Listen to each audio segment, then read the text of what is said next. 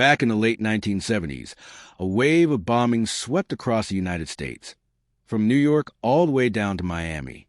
These weren't random acts of violence. Government buildings and Cuban diplomatic offices were targeted. Stores were blown up, and in a terrifying escalation, several Cuban Americans were publicly executed.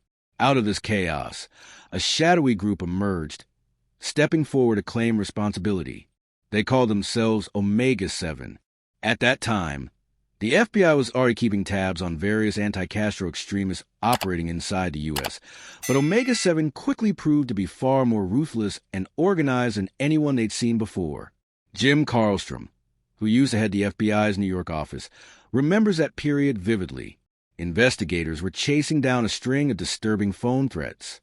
An eerie, unidentified voice would call in, calmly describing violent acts that hadn't even happened yet. FBI officers from New York to Miami began working closely together, determined to stop whoever was behind this. Then, on the morning of June 6, 1976, New York City was shaken. A bomb went off at the Cuban diplomatic mission in uptown Manhattan. The blast was loud enough that one FBI agent, Larry W., heard it from his apartment just a few blocks away. Within minutes, he was at the scene. The damage was extensive. Larry initially feared no one could have survived the explosion, but miraculously, nobody was hurt. As agents began investigating the entrance of the building, they noted that the bomb had likely detonated right by the front door. Then they spotted something critical, a security camera, that gave them hope. Maybe the bomber had been caught on tape. They asked a Cuban diplomat for access to the footage, but he refused to hand it over immediately. He said he needed to review it himself first. The next day, he called back, claiming there was nothing to see on the tape. Agent Larry knew what was happening. The diplomat was stalling and possibly hiding evidence. A few days later, a local news station handed over a taped phone call to the FBI.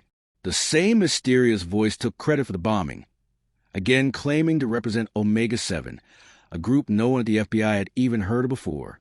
In northern New Jersey, many Cubans who had fled Fidel Castro's dictatorship had settled and built lives. About 100,000 Cuban immigrants lived there. The FBI began asking around, trying to gather any intel about Omega 7. But it wasn't easy.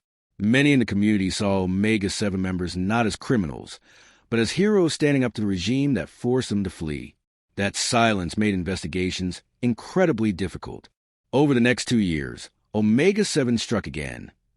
More bombings in New York City, including one at the Cuban embassy and another during a Cuban orchestra performance at Lincoln Center. Each time, the same voice would call into local media outlets, proudly owning the attacks.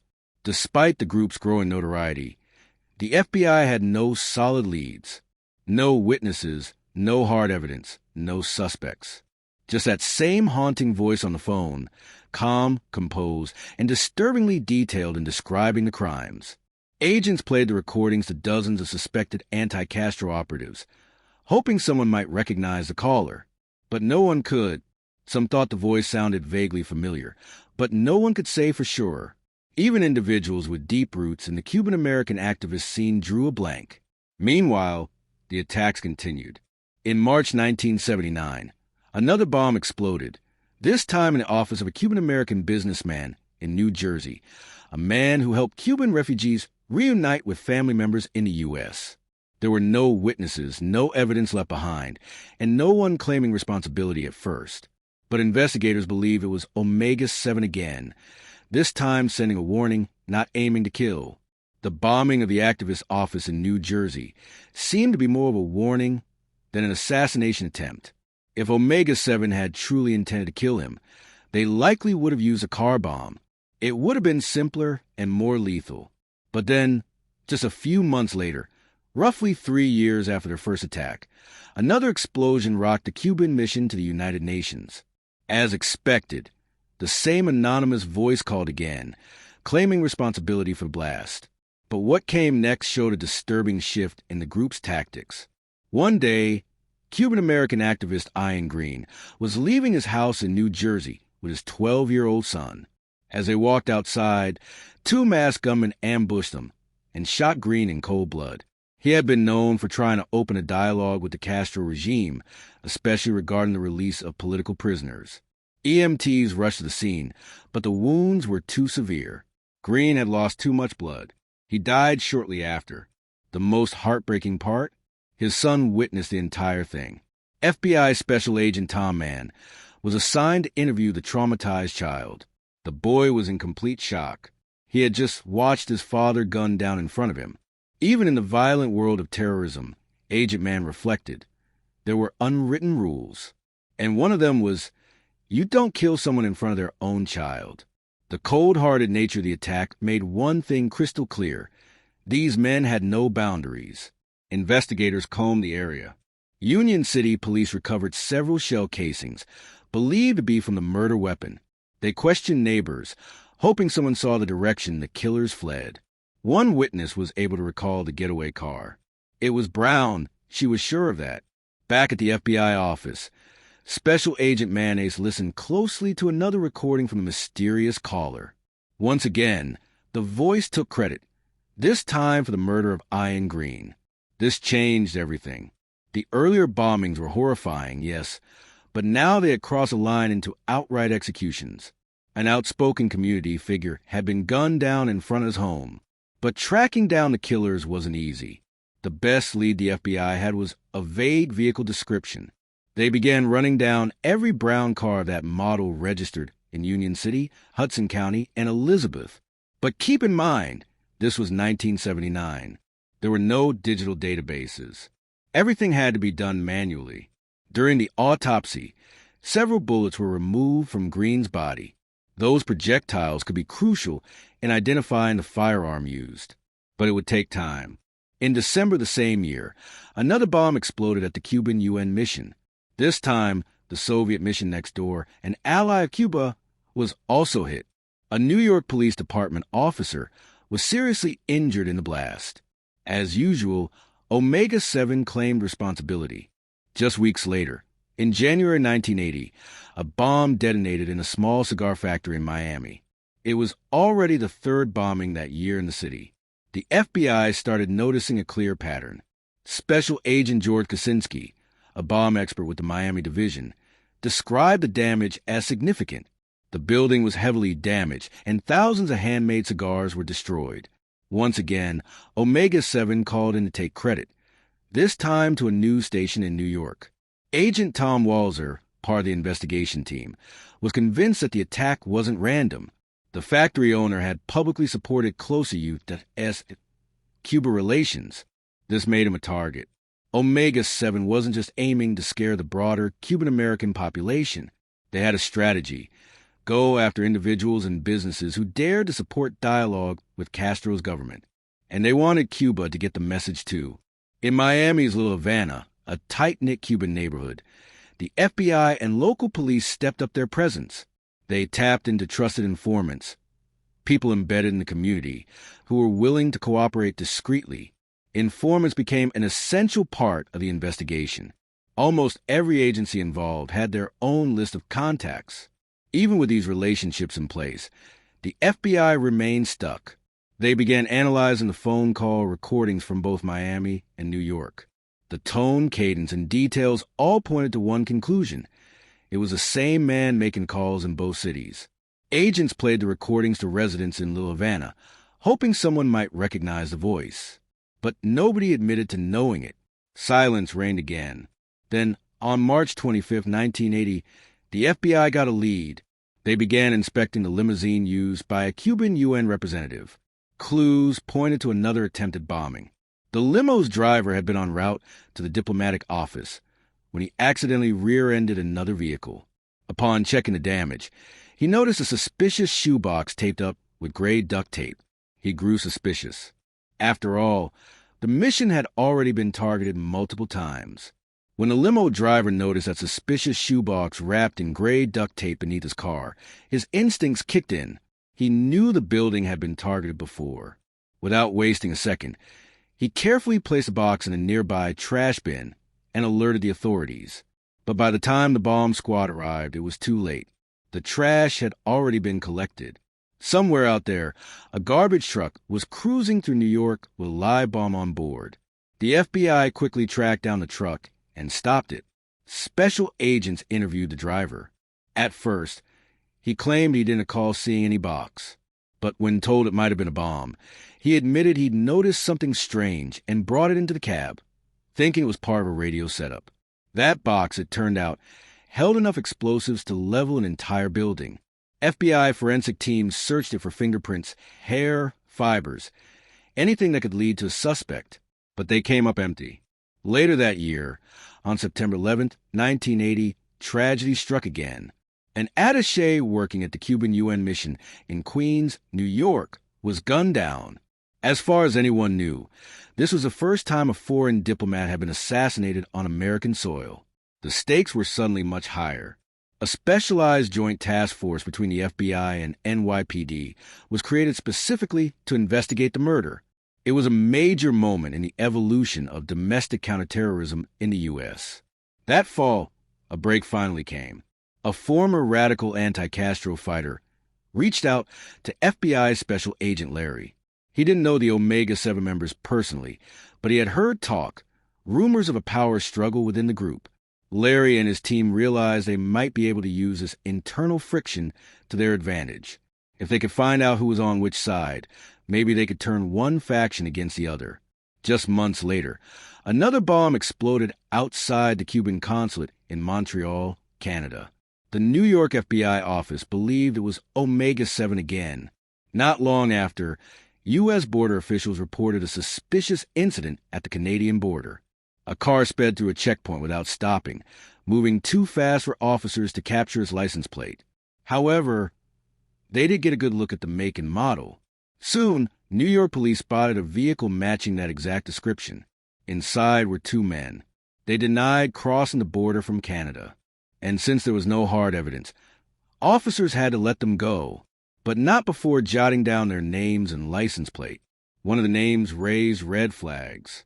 Antonio Casaveras was already known to the FBI task force, a violent criminal from Miami with ties to extremist groups.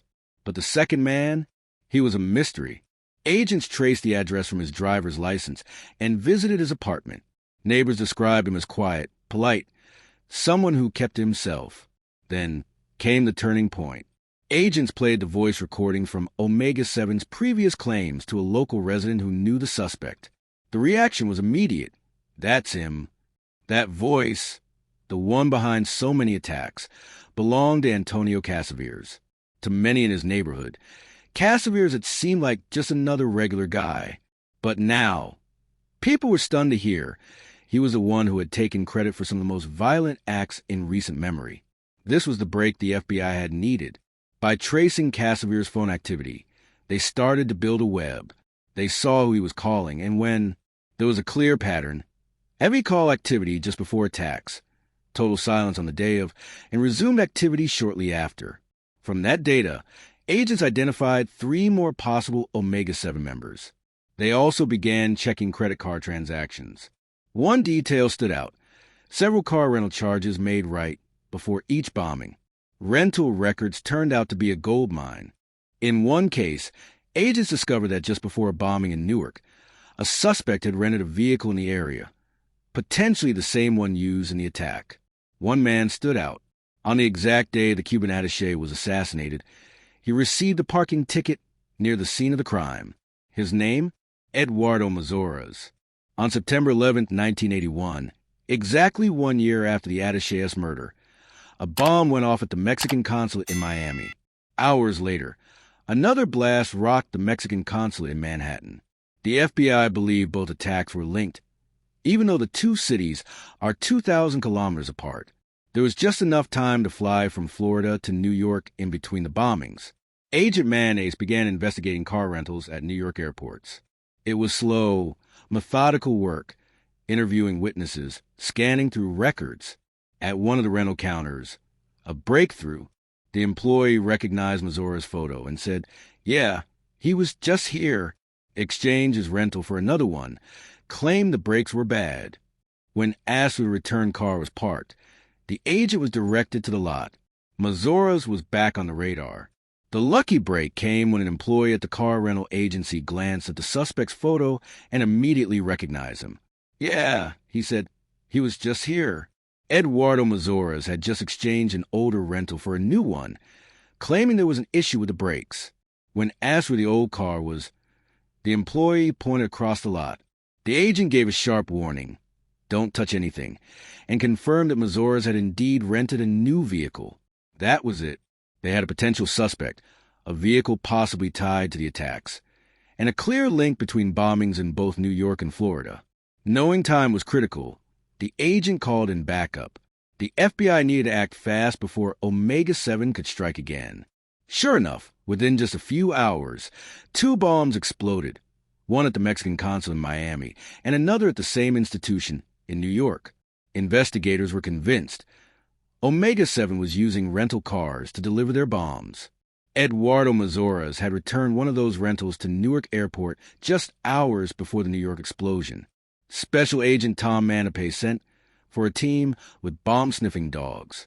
When they checked the trunk, the dog instantly reacted. There had definitely been explosives in that car. Mazoras wasn't done. He rented another vehicle. Agents stayed close, watching as he brought it back again. He was surrounded by FBI agents in plain clothes, but they held off on making an arrest. They didn't have enough solid proof. Yet, Agent Mann recognized him instantly. There was no doubt anymore. Mazoras hopped on an airport shuttle, headed to the terminal. Agent Mann stayed right on his tail, playing the part of fidgety traveler. At the counter, Mazoras requested a ticket to Miami, under a fake name. Agent Mann quietly radioed Miami. The FBI there was ready. When Mazoras landed, agents tracked his every move. He drove through Little Havana, finally stopping in front of what appeared to be his residence. FBI teams kept him under round-the-clock surveillance. It wasn't easy. The operation was resource-intensive, and every agent needed to speak both Spanish and English fluently to stay embedded in the community. For nearly a year, they tapped Mazoras' communications. Still, nothing definitively tied him to Omega 7. The case needed that final missing piece, the one detail that would connect all the dots and finally allow them to move in. By this time, it had been 6 years since the bombing at the Cuban mission in New York. Since then, Omega 7 had carried out more than a dozen bombings and committed 2 murders.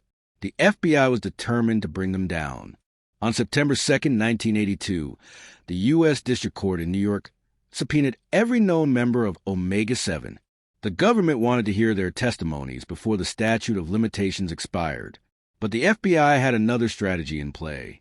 They knew the group had splintered into 2 rival factions. So they summoned members of both groups to appear on the same day, hoping to spark tension. And it worked. The hostility between the 2 sides was impossible to miss. One faction, led by Matos, had clearly fallen out with the other. The idea was to make each side paranoid, that the other might flip and start talking. Maybe that fear would push someone to cooperate.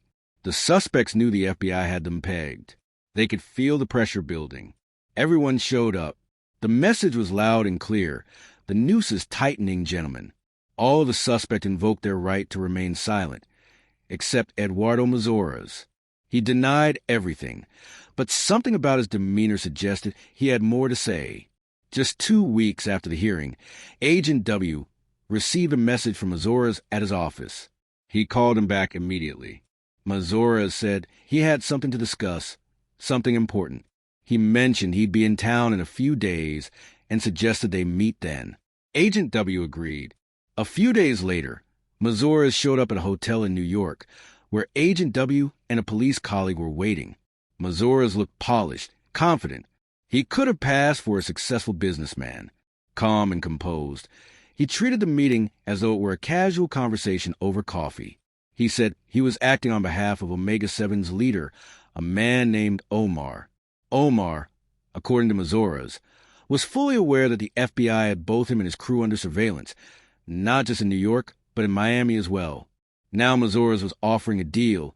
He would reveal everything about the rival faction of Omega 7. Mazoras offered the FBI a proposal. He'd spill everything he knew about a rival faction within Omega 7. If the FBI agreed to leave his side of the group alone, Agent W, sensing a potential trap, asked to meet the so-called leader, Omar, in person. Mazoras refused. He insisted Omar wouldn't appear, but agreed to another meeting. Agent W couldn't shake the feeling that something was off. What if Omar didn't exist at all? What if this was a setup? As a precaution, he swept the FBI vehicle for explosives before heading to their next meetup. He didn't trust Mazoras for a second, and rightfully so. The next day, they met again. This time, the agents went straight to the point. "Tell us the truth. Are you Omar?" Mazoras didn't hesitate. "Yes," he said. "That's me. So, what do you want to know?" Now that the truth was out, the agents read him his rights.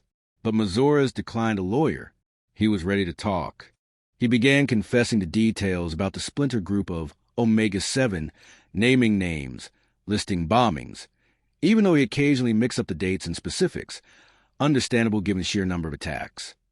Then came something even more critical.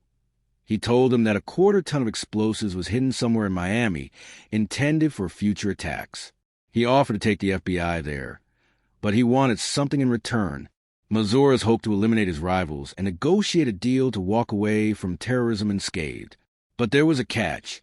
During the confession, he also admitted to being the group's main bomb maker. He designed the devices, chose the targets, and directed how they were planted. Agent W was torn. On one hand, here was a man deeply involved in terrorism, someone who clearly deserved to face justice. On the other hand, he was offering to prevent future bombings and potentially save lives. It was a tough call. The FBI, along with the Department of Justice, had to weigh their options carefully. In the end, the decision was clear. Preserving lives came first. Mazoras would help them locate and secure the explosives. He flew to Miami. To avoid drawing suspicion, FBI agents followed on a separate flight and monitored him from a distance. Mazoras was told to call in regularly with updates. For 4 days, he kept his end of the bargain, reporting progress by phone. But on the 5th day, things took a strange turn. His voice on the call sounded different, hesitant, uneasy. He said he wasn't sure if he could continue helping. Agent W tried to reassure him, urging him to stay on track. But doubt started creeping in. Was Mazoras lying the whole time? Was there even a stockpile of explosives to begin with? The situation was quickly unraveling. The task force had made a huge gamble, letting a known terrorist walk free in hopes of finding a hidden bomb cache. Now, that decision looked like it might backfire. Mazoras stopped calling. Agent Larry Wack waited anxiously, hoping for any sign of cooperation. Finally, the phone rang. "I'm out," Mazoras said. "Sorry, I can't do this." Then he hung up. It was a crushing moment for the entire investigation team. Now, not only was their main informant gone, but he was also a fugitive and a highly skilled bomb maker still operating in Miami. FBI agent George Kaczynski knew this was serious. They needed to find Mazoras fast. The task force quickly arrested several of his known associates, including Antonio Casaveres, who was believed to have planted the bomb at the Cuban UN mission in New York. Agents launched a massive manhunt, starting in Miami and then expanding nationwide. Special Agent Tom Walzer put it plainly. Mazoras might be on the run, but he was still the leader of an active terrorist cell. Weeks passed with no word, until, unexpectedly, Agent W received a phone call. It was him. Mazoras apologized for vanishing. He said he regretted how he handled things, and that he was genuinely sorry. Agent W believed the remorse might be real. Mazoras also wanted to know what the FBI was doing about the rival faction, those who, he reminded them, were just as responsible for the bombings. Now the FBI had a new goal: lure Mazoras into a trap. They asked him to call again, this time from his own home. Agent W gave him a direct line to call collect, so he wouldn't need coins at a payphone. It was a subtle way to track his location. Every call into Agent W's house was now being monitored. The hope was that they could finally determine if Mazoras was still hiding out in Miami. Days passed, then weeks. Still no sign of him. About a month and a half after Eduardo Mazoras vanished, Agent W's phone rang in the middle of the night. It was him. Agent W didn't waste time. He sent his wife next door to alert the FBI's New York and Miami teams. Meanwhile, they also contacted the phone company to trace the call.